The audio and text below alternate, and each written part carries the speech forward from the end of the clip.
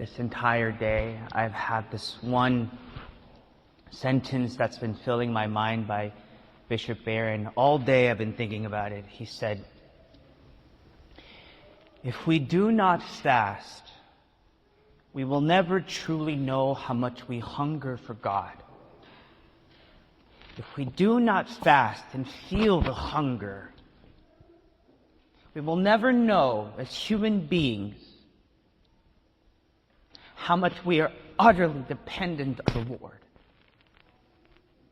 And I don't just want to talk about the world who has no idea how much they need God. Because I believe that there are times when we are also in that position, even as daily mass goers, even as Stations of the Cross people, right? We all believe, right? I mean, I hope we do, right?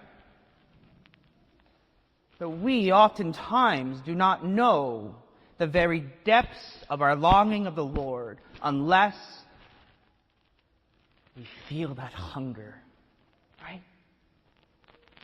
One time I met a priest and he just wouldn't eat on Wednesdays and Fridays. I didn't understand it. For me, he was like, it was too much, you know? But that priest is one of the most holiest men I have ever known in my life. And I learned why he did it. Because he understood the hunger of his heart and his hunger for us. Oftentimes when it's Ash Wednesday or Good Friday, people will say, "Father, why do we have to do all the fasting stuff? Why?"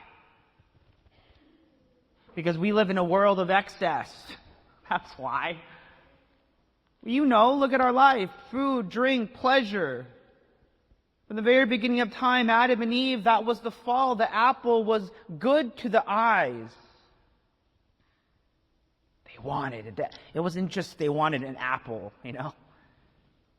It was what that apple represented. Pleasure apart from the Lord. My dear friends, as we approach this Lent, I want us to understand the balance. On Ash Wednesday morning, I wanted us to know why we were doing what we were doing. When we fast and we give alms and we pray, I want you to know why you're doing it, not because you do it for decades, you do the same thing over and over. But I'm also not saying that you don't do these things. So sometimes they'll say, "Father told us not to do those things because it's not the purpose of it." No, don't get me wrong. To fast and to give alms and to pray are the things, the antidotes to our soul that is sick. But you have to know why you're doing it, not just because you do it because that's what you've been doing since you were 15 years old, right? And so, friend, as we enter the desert, I don't want us to think, "Oh, desert means sadness and suffering. I'll never be happy until Easter."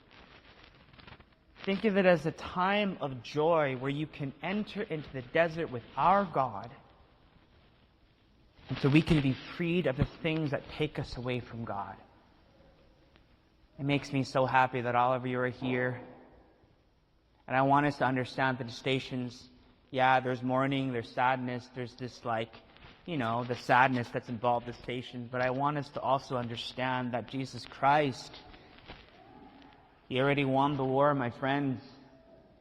That's the joy that we have.